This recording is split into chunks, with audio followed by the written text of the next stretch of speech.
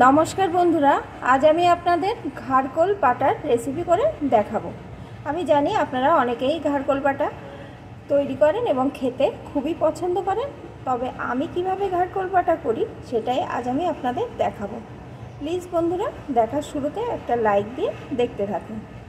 ঘাড়কোল পাটার জন্য এখানে আমি কয়েকটা ঘাড়কোলকে ছোট ছোট টুকরো করে কেটে আগে ভালো করে ধুয়ে নিয়েছি।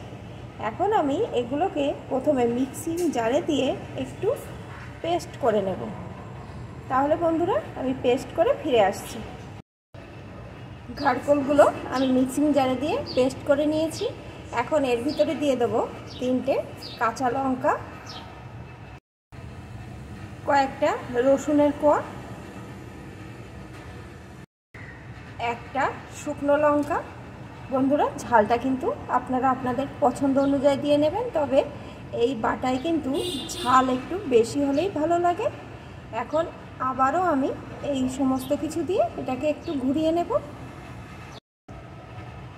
সব কিছু দিয়ে আমার আবার পেস্ট করে নেওয়া হয়ে গেছে। এখন আমি রান্নাটা শুরু করছি। বন্ধুরা, আমি কাঁচা পাতাটা বেটে নিলাম। আপনারা চাইলে পাতাগুলো একটু ভাপ দিয়ে ফেলে দিয়ে জলটা, তারপরে পাতাগুলোকে তুলে ঠান্ডা করে বেটে নিতে পারে, তবে কাঁচা পাতা বাটার কিন্তু টেস্ট আলাদা রকম হয়। রান্নার জন্যে আমি এখানে কড়াইয়ে পরিমাণ মতো সর্ষের তেল দিয়ে দিয়েছি। আপনারা চাইলে কিন্তু সাদা তেলেও করতে পারেন। এখন তেলটা গরম হয়ে গেছে। এখন এর ভিতরে আমি বাটাটাকে দিয়ে দেবো।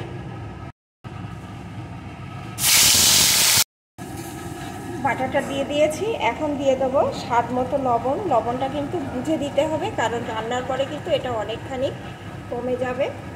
আর দিয়ে দেবো একটু হলুদ গুঁড়ো। এখন মিডিয়াম টু লো আছে সমানে এইভাবে নাড়িয়ে নাড়িয়ে এটাকে রান্না করে নিতে হবে। দেখুন বন্ধুরা, নাড়তে নাড়তে এটা কিন্তু অনেকখানি কমে গেছে। এখন এর ভিতরে আমি দিয়ে দেবো একটু গোলমরিচ গুঁড়ো। এই বাটায় কিন্তু একটু গোলমরিচ অবশ্যই দেবেন বন্ধুরা, তাহলে যে একটু গলা ধরার ভাব থাকে সেটা কিন্তু আর ধরবে না, আর খেতেও কিন্তু অনেকখানি টেস্ট হবে। এখন আরও কিছুক্ষণ নেড়ে নেব। এর যে একটা জলের ভাব, এইটা যেন না থাকে। এর যে জল জল একটা ভাব আছে, এটা একদম পুরো এইভাবে নেড়ে নেড়ে শুকিয়ে নিতে হবে।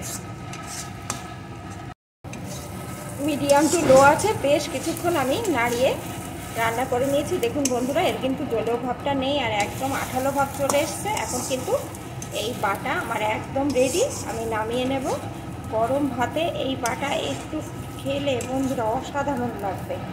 যাদের মুখে রুচি নেই তারা যদি এই বাটা দিয়ে একবার ভাত খান, দেখবেন মুখে রুচি ফিরে আসছে। তাছাড়া গায়ে হাত পায়ে অনেকের ব্যথা থাকে, এই বাটা খেলে কিন্তু ব্যথাও কমে যায় এবং খুব টেস্টি উপকারী একটা খাবার।